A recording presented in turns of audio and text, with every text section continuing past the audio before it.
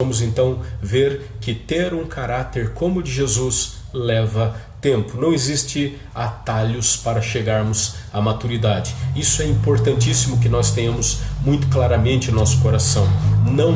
Não existe atalhos, não existem caminhos mais curtos, não existem possibilidades de nós chegarmos ao Senhor de uma forma mais simplificada. Não há como nós fugirmos daquilo que o Senhor tem para cada um de nós.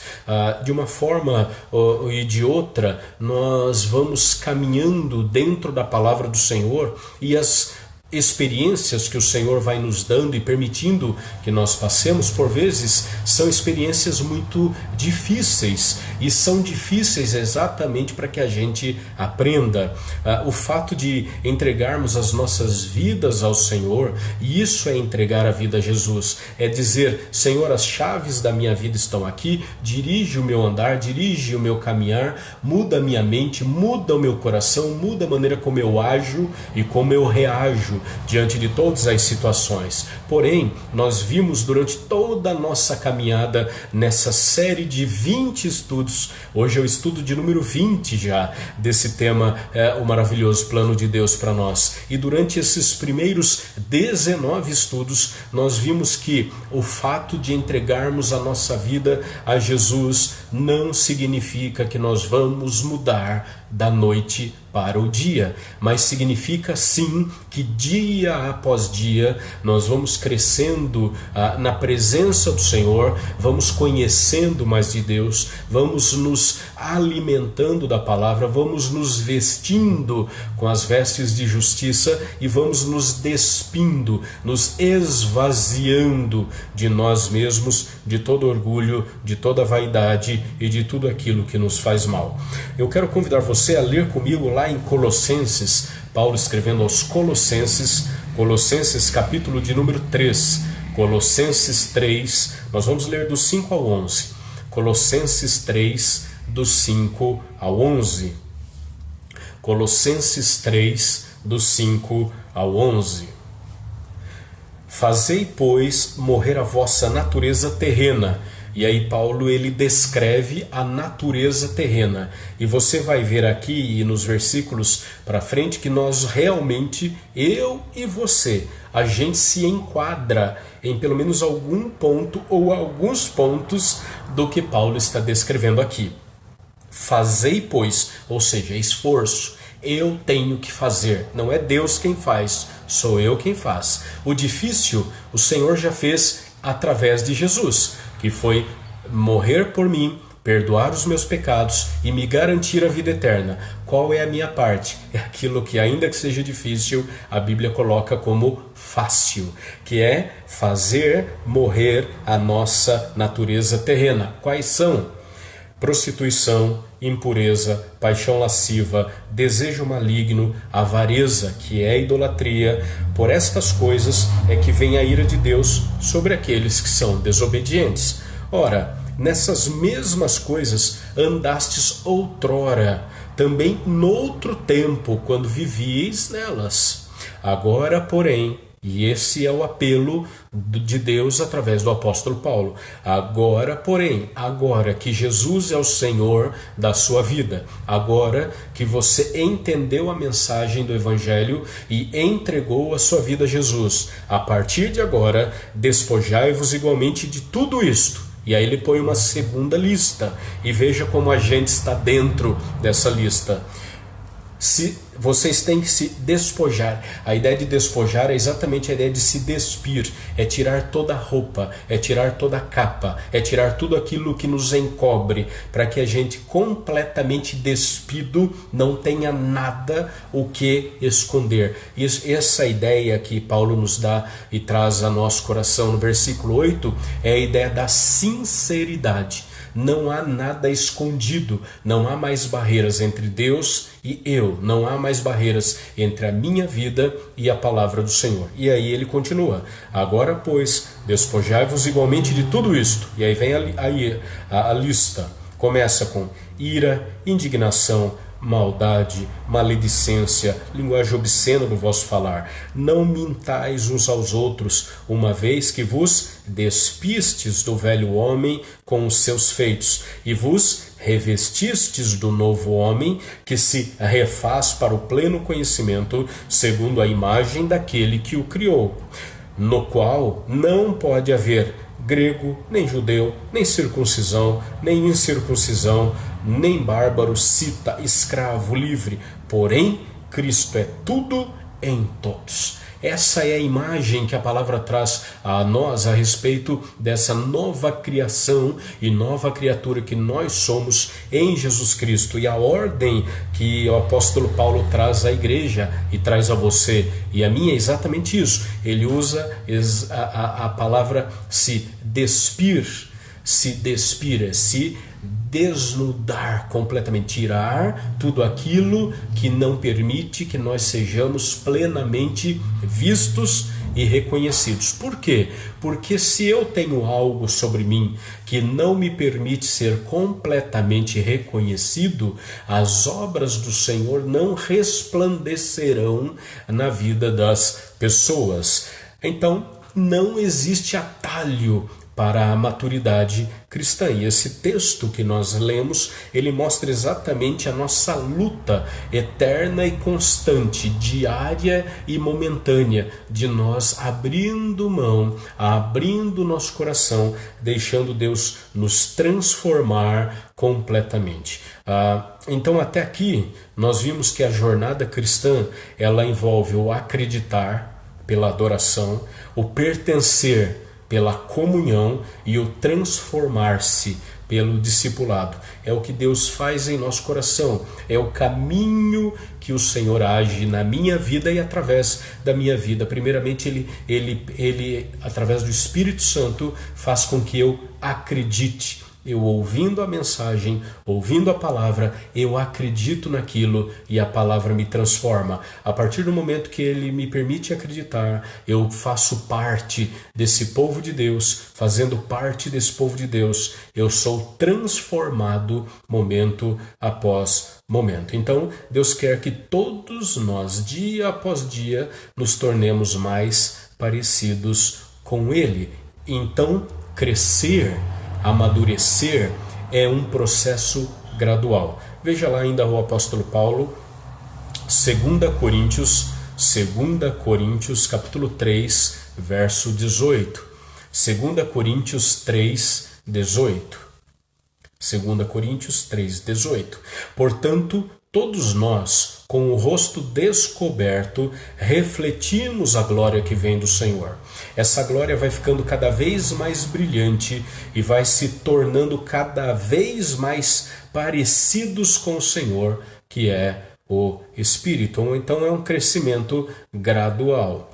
Agora, a grande pergunta que nós fazemos, e eu já ouvi várias vezes, talvez você faça faça para você mesmo, e é uma pergunta honesta, é uma pergunta legítima, é uma pergunta justa, é uma pergunta que sai do nosso coração. A pergunta é: por que é que amadurecer na fé demora tanto? Por que é que amadurecer na fé demora tanto?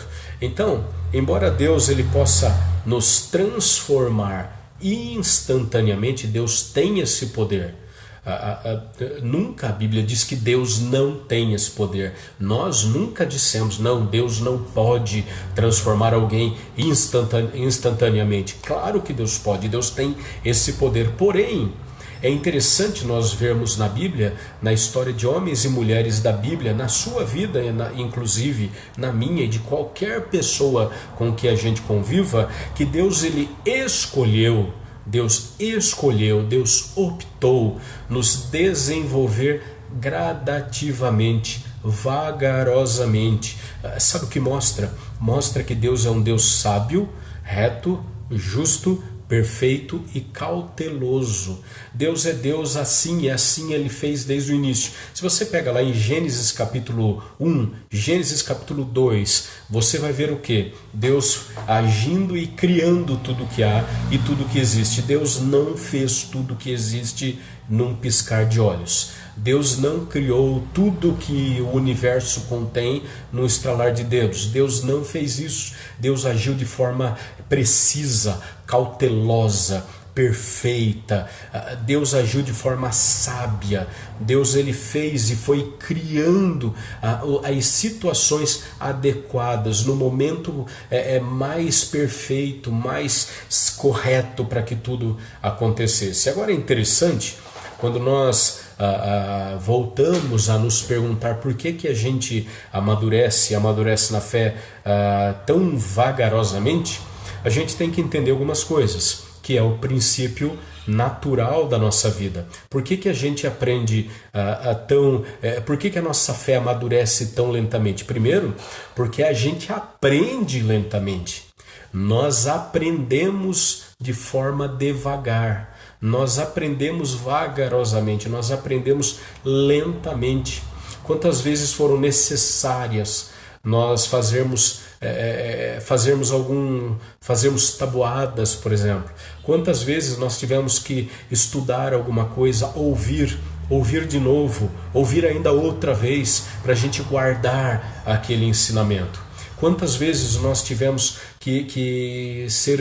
quantas vezes tiveram que repetir, quantas vezes nós temos que repetir para os nossos filhos ou netos a respeito de um ensinamento, para que eles realmente não só entendam, mas pratiquem aquele ensinamento. É comum nós termos que aprender uma lição várias e várias vezes. E nós vemos isso na nossa própria realidade. Quantos erros você já cometeu, quantos erros eu já cometi, que nós já cometemos antes o mesmo erro.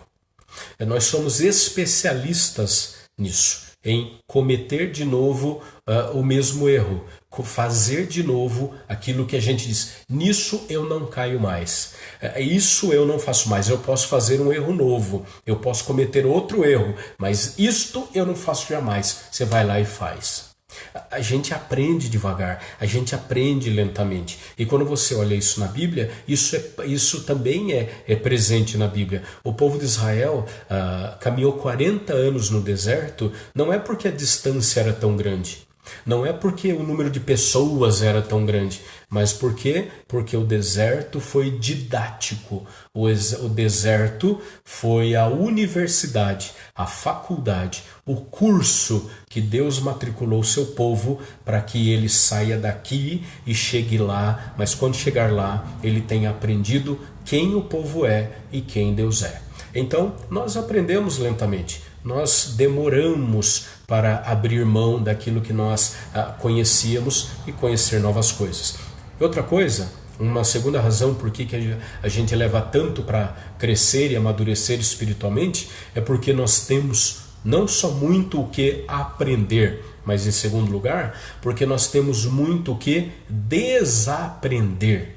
Nós temos que deixar, abandonar, desaprender uma série de hábitos que nós caminhamos com eles durante toda a nossa vida. Nós temos hábitos antigos que nos prendem e nós devemos nos desvencilhar, desenrolar desses hábitos antigos. Como a maioria dos nossos problemas e todos os nossos hábitos ruins não se desenvolveram da noite para o dia. Nunca você terá um hábito por ter feito uma vez. Você tem um hábito de algo ruim ou de algo bom porque você repete aquilo dia após dia. Aliás, tem um ditado que diz: a prática leva à perfeição, seja para o bem ou seja para o mal. A gente vê pessoas que são especialistas no crime. Por quê? Porque fizeram isso muitas vezes e se tornaram boas no que fazem. Então nós temos a capacidade de aprendermos e de melhorarmos, mesmo para as coisas ruins. Então, como é e por que é que espiritualmente eu tenho um crescimento lento? Porque cada um de nós tem a sua história. E dentro da sua história, nós temos as nossas particularidades de coisas que nós temos que deixar para trás. Raízes profundas na nossa história que devem ser dia a dia podadas, cortadas, mortas, hábitos ruins em nós. Então é necessário trabalho duro, e é interessante que Paulo aos Colossenses, no capítulo 3, verso 5, que nós lemos, ele diz exatamente isso: fazei morrer a vossa natureza terrena. É esforço, é o processo de abandonar, é o processo de desaprender, trabalho duro para eliminação, para substituição. Então nós devemos fazer isso. Mas há também um terceiro motivo: novos e bons hábitos levam tempo para se desenvolver. Para você ter um bom hábito, você tem que matar o mau hábito. Para que você tenha um bom hábito, e é melhor, para que você tenha um hábito, você tem que fazer aquilo muitas vezes. Não há hábito fazendo apenas uma vez. Eu sou habituado a ler. Quanto você lê? De vez em quando eu leio alguma coisa. Isso não é um hábito. Eu tenho o hábito de caminhar. Você caminha todo dia? Não, de vez em quando, uma vez por mês eu dou uma voltinha no quarteirão. Isso não é hábito. O hábito é aquilo que você faz constantemente. Aquilo faz parte de quem você é. Então, novos hábitos, eles levam tempo para surgir. Novos hábitos, eles nascem quando nós colocamos esses hábitos novos e bons no lugar, colocamos sobre hábitos maus e ruins. E da mesma forma como levamos tempo para aprender, tempo para desaprender, nós levamos tempo para desenvolver hábitos bons. Só há uma maneira de desenvolvermos os hábitos do caráter semelhante a Jesus, que é praticá-los, e isso leva tempo. Não existem hábitos instantâneos. Nós vivemos numa geração, num tempo, numa era em que as pessoas gostam daquilo que é instantâneo, daquilo que você planta cedo e come de noite. Isso não existe na vida real. Isso não funciona na nossa vida espiritual. Não existem hábitos instantâneos. Existem hábitos que vão sendo desenvolvidos dentro da nossa caminhada cristã. Então, diante de tudo isso, qual é a palavra de Deus para nós? Não se apresse.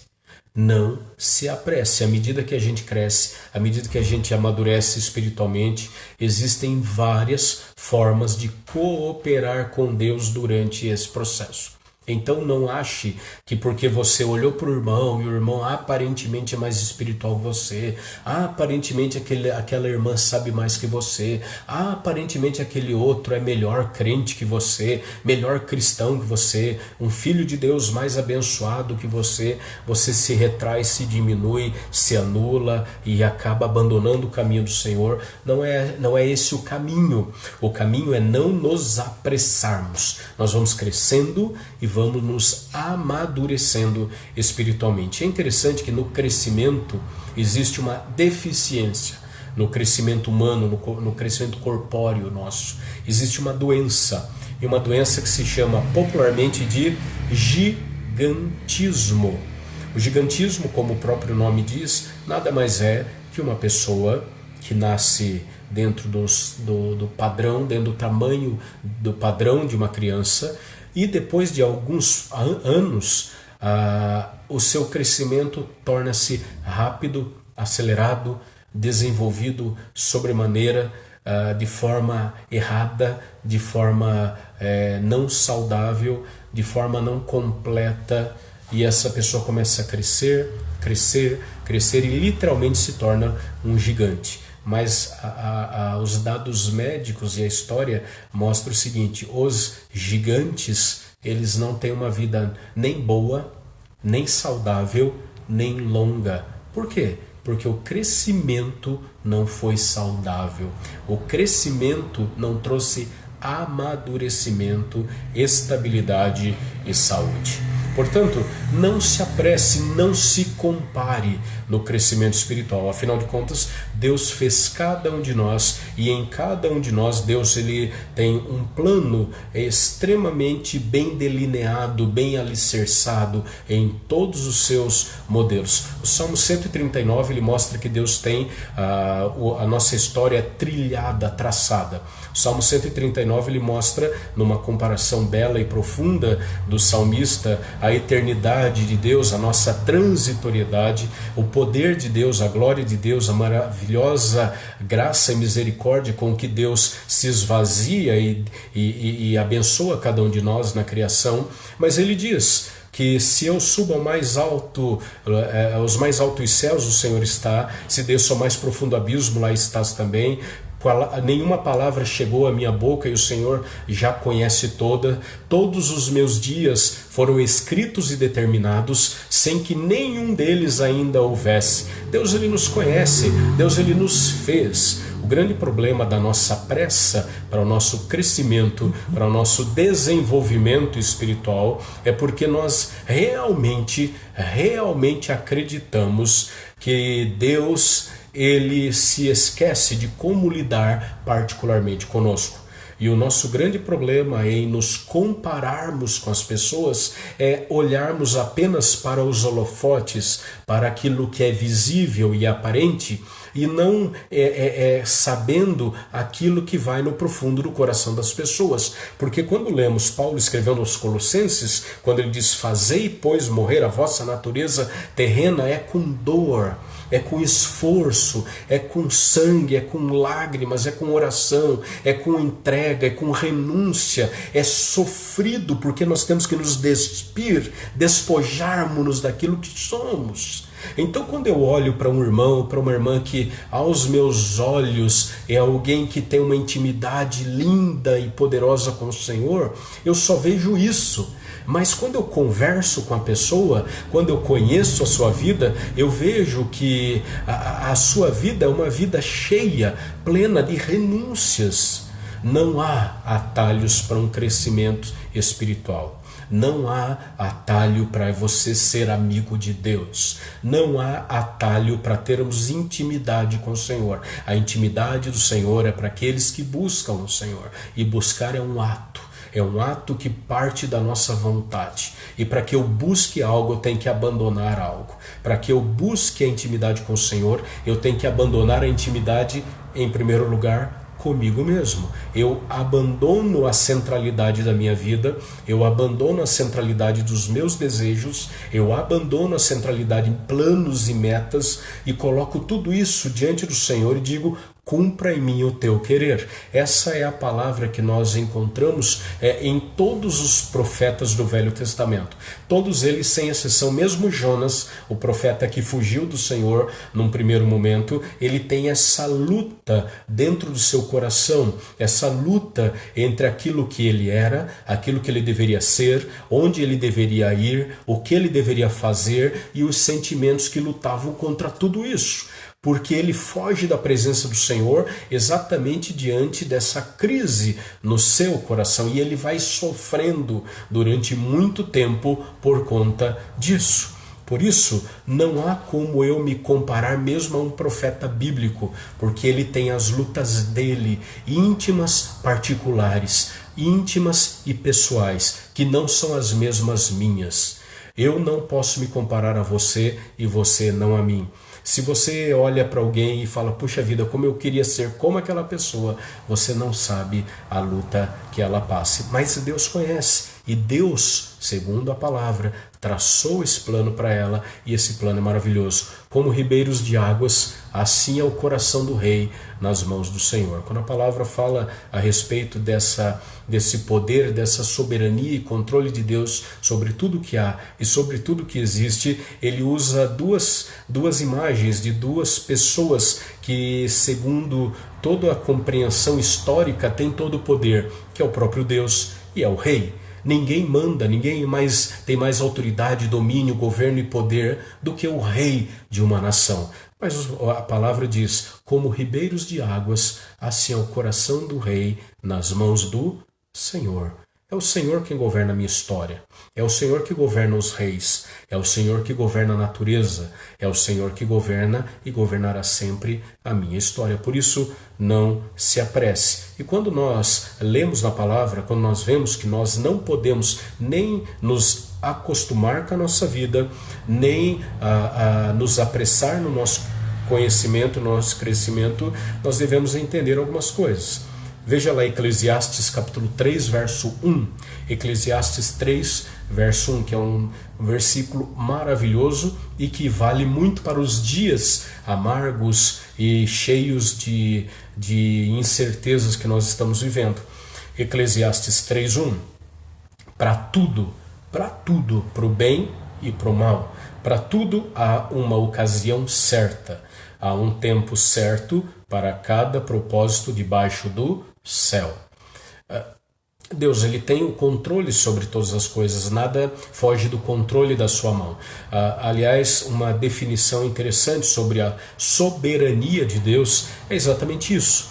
Deus é o Deus que não só sabe todas as coisas, mas nada foge do controle do Senhor. Deus sabe todas as coisas, Deus controla todas as coisas e nada pega Deus de surpresa. Então, o que nós devemos aprender quando falamos a respeito do tempo da nossa vida e o tempo que nós levamos para espiritualmente crescermos e amadurecermos? Nós devemos crer que Deus está operando, agindo em nossa vida, e aí que é o detalhe, mesmo quando nós não sentimos isso. Há um grande problema, isso já não é tão de hoje, mas nos últimos 15, 20 anos, nós, como igreja evangélica brasileira, nós estamos mergulhados numa onda teológica, numa onda de pregação e de igrejas que ensinam que Deus ele só se manifesta quando você sente. Você sente algo, você tem que ir na igreja, tem que ir ao culto ou participar de um momento de louvor e adoração e você tem que sentir alguma coisa.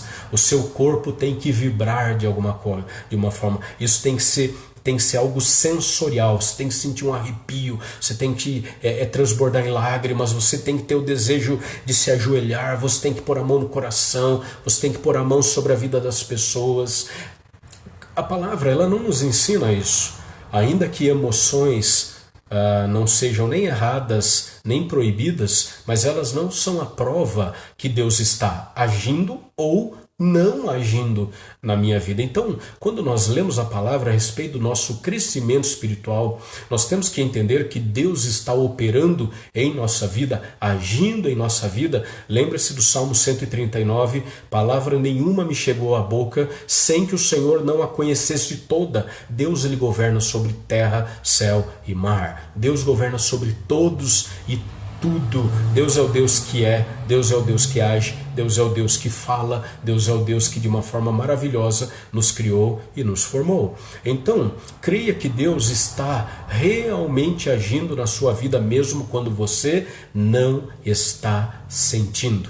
Não seja escravo, não fique aprisionado pelo sentimento. Os sentimentos eles são enganosos. Aliás, o profeta Jeremias já nos disse no passado que o coração do homem é desesperadamente corrupto. Nós não somos, por natureza, apenas corruptos. Nosso coração é desesperadamente corrupto, ou seja, o nosso coração quer, o nosso coração decidiu. Nós temos prazer naquilo que a própria palavra diz que nós devemos fugir, como o verso 8 de Colossenses 3, da ira, da indignação, da maldade, da maledicência, linguagem obscena, da mentira uns aos outros, do desejo maligno, da prostituição, da impureza, da lascívia. Nós temos paixão por essas coisas. E todas elas nos alimentam, nos fazem bem, geram prazer em nós. Prazer físico, prazer espiritual, geram em nós prazer, é a nossa natureza pecaminosa. Por isso Paulo diz: despojai-vos dessas coisas, façam morrer, se esforcem. E isso não é sentimento, é vontade. Isso não é porque o meu sentimento, talvez o seu também, o meu desejo é poder ser amigo de Deus e continuar sendo e fazendo o que eu gosto. Não seria um bom negócio? Você já, imagine essa situação. Você não abandona nada, você não precisa ser honesto, você não precisa ser honesto, não precisa ser um bom pai, uma boa mãe, não precisa ser um bom filho, não precisa ser fiel no seu casamento, nos seus relacionamentos, você não precisa ser fiel nos seus negócios, você não precisa ser honesto em nada, você vive sua vida do jeito que der na cabeça. E mesmo assim, no final das contas, entre você e Deus, está tudo ok, tudo certo, tudo ajeitado, e você morre e vai para o céu. Já imaginou isso? Seria talvez, ou é talvez, um sonho de muita gente, mas não é o que a palavra nos ensina. Então, se você decidiu caminhar ao lado do Senhor, isso exige de você renúncia, esforço. Como exige de nós renúncia e esforço, não é um sentimento. Não é um sentimento. Então, creia que Deus está agindo em você, através de você e mais, apesar de você, mesmo quando você não está sentindo. Então, essa é a maneira como nós devemos crescer. Mas também há algo que nós devemos aprender, um segundo tópico que nós devemos aprender aqui, e isso é interessante, que é difícil a gente aplicar para a nossa vida, porque nós somos imediatistas, completamente, absurdamente, profundamente imediatistas. Então, não se apresse, seja paciente com Deus e com você. Mas peraí, como assim eu vou ser paciente com Deus? Quantas orações você fez falando: Deus, eu preciso disso para ontem. Deus, eu preciso que o Senhor faça. Deus, eu preciso de uma resposta. Deus, eu preciso de uma luz. Deus, eu manda alguém falar comigo. Deus, mostra o teu caminho. Deus, faz um milagre, abre o mar. Deus, como se Deus não estivesse te vendo, como se Deus não estivesse te ouvindo, como se Deus tivesse perdido no mundo até que você nasceu e mostrou para Deus o caminho a ser seguido.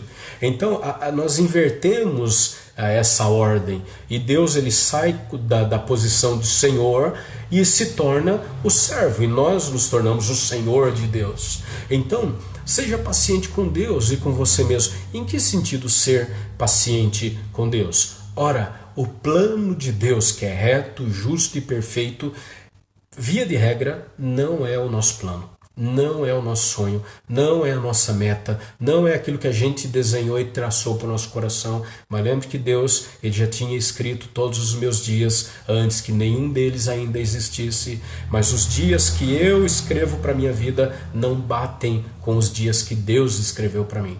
Então, quase sempre nós estamos apressados, quase sempre a gente está estressado, quase sempre a gente fica deprimido, quase sempre a gente se sente abandonado, quando na verdade Deus não está passando por nada disso. A gente transmite para Deus as nossas crises, a gente transmite e joga no colo de Deus as nossas inquietações, as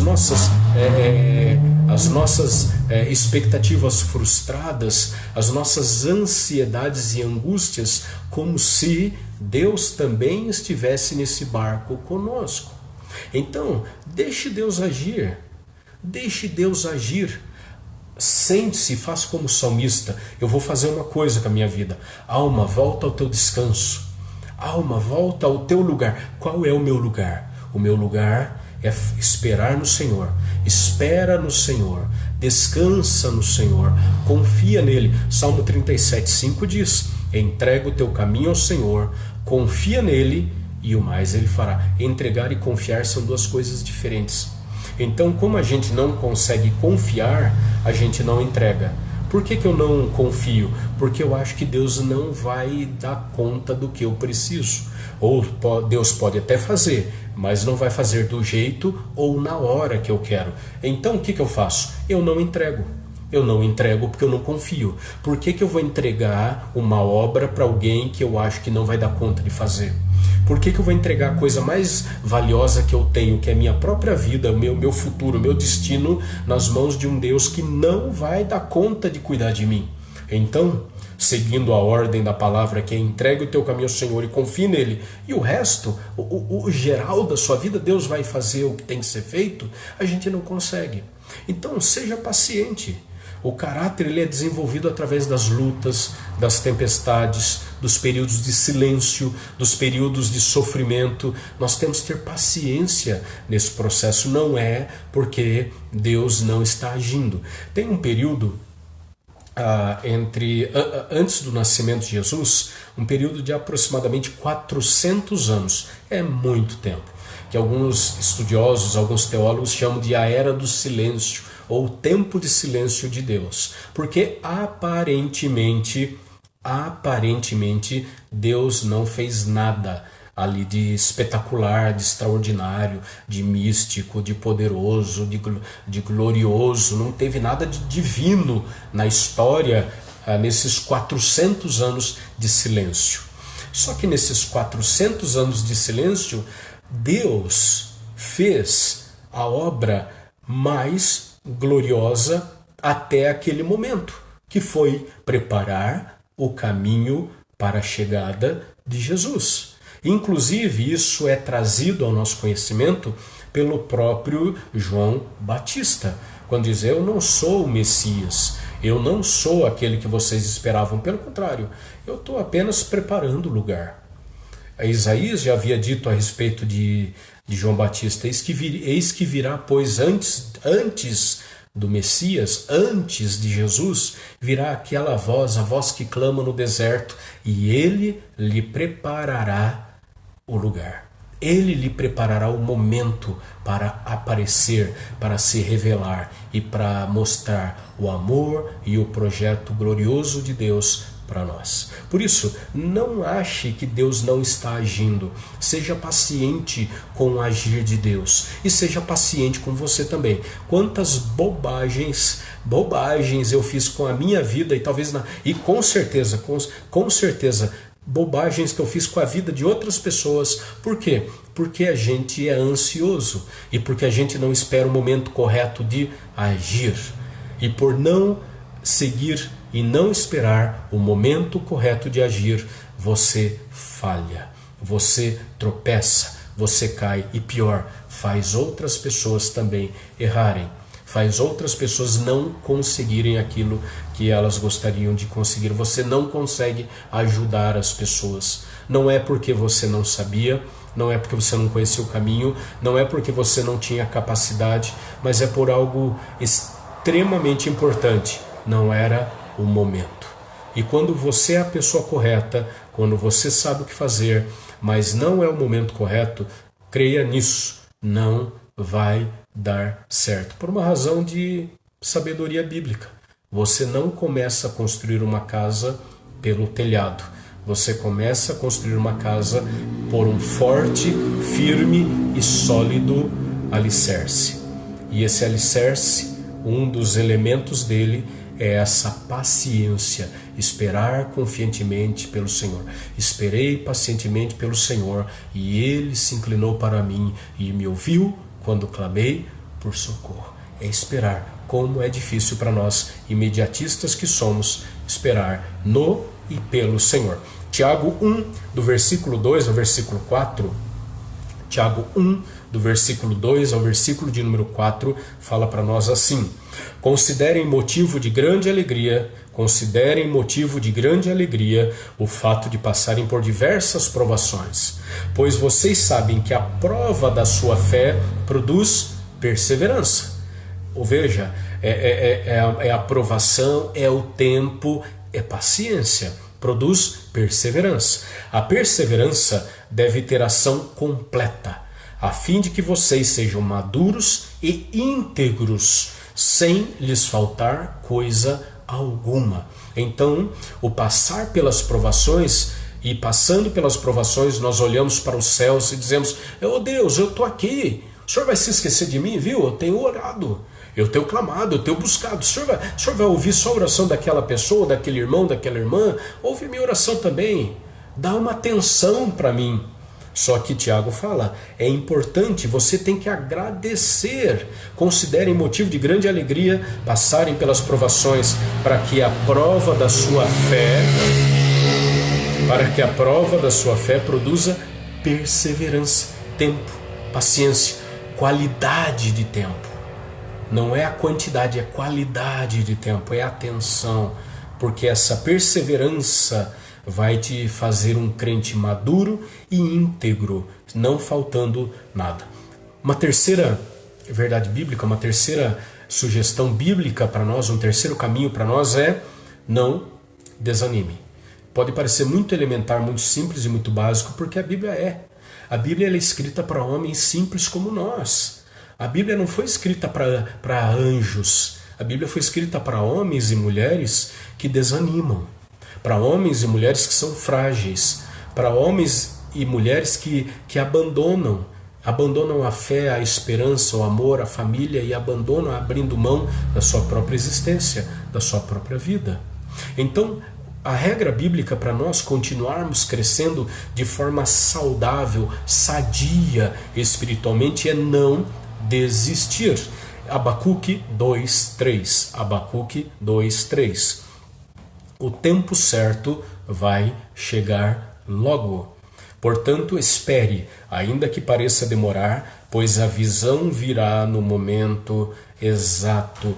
Quando Abacuque é um livro muito denso, é um livro muito tenso também, muito profundo, é um livro que você tem que ler com a alma, tem que ler com o coração, porque ele mostra a agudeza do sofrimento de uma pessoa diante da calamidade da vida, diante dos problemas da existência, diante da crueldade da sociedade, diante de alguém que ama a Deus com todas as forças do seu ser e da sua alma, mas está mergulhado numa sociedade má, perversa, distante, e que abriu mão de Deus na sua vida, na sua política, na sua sociedade, na sua economia, na sua sexualidade, nos seus relacionamentos interpessoais, jogou Deus de canto, abandonou Deus num canto qualquer da história e vive como se Deus não existisse. Abacuque, então, escrito há tantos séculos atrás, parece que foi escrito agora, hoje, há meia hora atrás. Parece que ele está lendo o jornal de hoje e escrevendo o que está acontecendo no nosso mundo, na nossa cidade, no nosso país. Então, o profeta Abacuque, ele ficou, em muitos momentos, ele deixa isso muito claro no seu livro, que ele ficou profundamente deprimido, entristecido até a sua alma, por achar que Deus não estava agindo rápido o suficiente, o necessário. Então Deus, nesse momento, diz: não fique desanimado. O tempo certo vai chegar. Portanto, espere, ainda que pareça demorado, pois a visão virá no momento certo. Nessa mesma linha, dizendo: não desanime você. Não deixe de orar por aquelas pessoas que você costumava orar e por conta da dureza da vida, da longura da bênção, você abandonou essas pessoas à margem. Continue orando por elas, ou retorne o tempo investido na presença de Deus, colocando e clamando por essas pessoas. O apóstolo Paulo, nessa mesma linha, lá em Filipenses 1:6, fala assim. Filipenses 1:6, o apóstolo Paulo nos lembra assim: Paulo, estou convencido de que aquele que começou a boa obra em vocês vai completá-la até o dia de Cristo Jesus. Eu estou convencido, eu não tenho dúvida nenhuma que o mesmo Deus que começou a obra, ele não vai abandonar na metade. Você é a obra de Deus. A obra de Deus não é um templo, por mais simples, mais luxuoso que seja, por mais simplório e menor que seja, uma grande catedral da fé. Tudo isso é pó, é cinza, é palha que um dia o vento levará. Porém, a obra do Senhor que Paulo fala aos filipenses, essa boa obra, a boa obra de salvação, a boa obra de restauração, a boa obra de justificação, a boa obra que culminará, que chegará ao derradeiro momento da glorificação, é a obra que o Senhor começou e Ele mesmo vai terminar. Não sou eu. Não é o meu esforço de me salvar. O meu esforço é fazer morrer a minha velha natureza. E isso demanda tempo, tempo e tempo. Então tenha em mente isso para que você se sinta em paz com você e com o Senhor. Não existem atalhos para a maturidade espiritual. Não existem atalhos, não existem meios, não existem jeitos, não existem caminhos, não existem momentos em que você pode meio que enganar Deus, deixar Deus de lado, e assim você vai fazendo o que dá na cabeça. Então, queridos, à medida que nós crescemos, à medida que nós amadurecemos espiritualmente, Deus ele nos mostra que nós não devemos nos comparar nem nos apressar. Creia que Deus está operando em você, mesmo quando você não sente. Seja paciente com você mesmo, seja paciente com o seu crescimento. Lute, se esforce para você crescer na dependência e na graça do Senhor. Entenda que Deus tem o tempo dele, então veja o agir de Deus e não desanime. Que o Senhor continue abençoando você, que o Senhor continue manifestando a graça dele sobre a sua vida. E a pergunta que nós queremos deixar para o seu coração é: em qual área ou em quais áreas da sua vida Deus vem trabalhando de uma forma especial? Quais são as áreas da sua vida que Deus tem trabalhado de uma forma especial em seu coração? E outra coisa, o seu coração está disponível para Deus trabalhar? O seu coração, a sua vida, a sua vontade está aberta para que Deus trabalhe nela, para que Deus trabalhe na sua história e na sua vida? Entrega o teu caminho ao Senhor, confia nele e o mais ele fará. Que Deus abençoe a sua vida, que Deus abençoe a sua família de uma forma muito generosa, muito bonita, e que dia após dia eu e você possamos crescer diante do Senhor. Por quê? Para sermos servos úteis na presença do Deus de todas as coisas. Amém? Que Deus então abençoe você, que Deus abençoe a sua família, que Deus cuide e cure a mim e a você, e que nós possamos ser transformados pelo Senhor manhã após manhã. Vamos orar?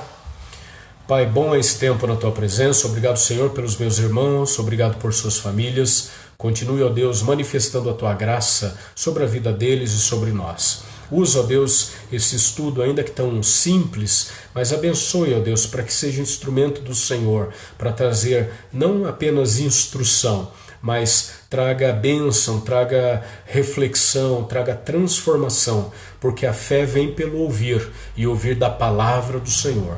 Abençoe, ó Deus, a vida da nossa irmã Carol, pedindo oração pelo seu irmão, pela sua família, a nossa irmã Nilza Antunes também, a nossa irmã Vilma e tantos outros, ó Deus, que carecem do Senhor. Que a Tua graça, a Tua misericórdia e a Tua paz seja poderosa e abundante na nossa vida. E não nos permite, ó Deus, sermos escravos, sermos dependentes apenas daquilo que vemos, daquilo que sentimos. Porque a fé que o Senhor demonstra e tem a fé, ó Deus, ela nasce não daquilo que vemos, mas daquilo que nós não vemos. A fé é a certeza e a convicção daquilo que a gente não vê, mas daquilo que o Senhor fala a nós. E a Tua palavra é fiel, verdadeira e nos basta. Ó Deus, que a Tua palavra sempre seja aquilo que basta para o meu coração e para o coração da Tua família. Guia, ó Deus, a nossa nação, desde o presidente da República até cada um de nós. Que cada um seja instrumento e meio de graça para que outros sejam abençoados. E que o mundo, ó Deus, possa ver no meio do Teu povo a paz e a bênção que é o Senhor Jesus sendo o nosso Salvador. Obrigado, Deus, por esse tempo especial. Mais uma vez te louvo pela vida dos meus irmãos e peço que o Senhor continue derramando sobre eles toda a paz, toda a bênção, toda a direção e toda a proteção que eles precisam. Em nome e por amor de Jesus. Amém. Queridos, Deus abençoe. Bom estarmos juntos. Domingo, no próximo domingo, dia 9, 19 horas, estaremos juntos aqui, se o Senhor permitir. Deus abençoe você, em nome e por amor de Jesus. Deus abençoe. A Luzia pedindo oração por ela e pelo Renato. Que Deus abençoe, em nome de Jesus, a Luzia e o Renato com a bênção e com a direção do Senhor. Que Deus abençoe você, em nome e por amor de Jesus.